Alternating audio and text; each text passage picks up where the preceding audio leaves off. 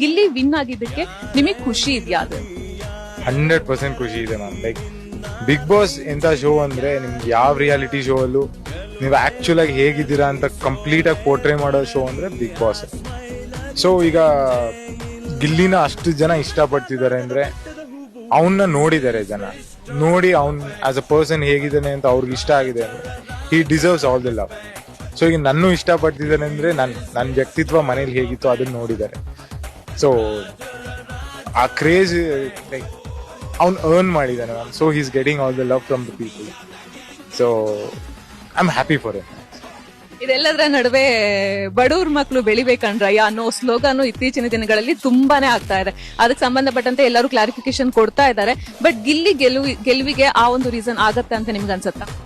Ma'am ಬಡವ್ರ ಮಕ್ಕಳು ಶ್ರೀಮಂತರ ಮಕ್ಕಳು ಅದೆಲ್ಲ ಬರಲ್ಲ, ಟ್ಯಾಲೆಂಟ್ ಗೆಲ್ಬೇಕು, ಗೆದ್ದಿದ್ದು. ಸೊ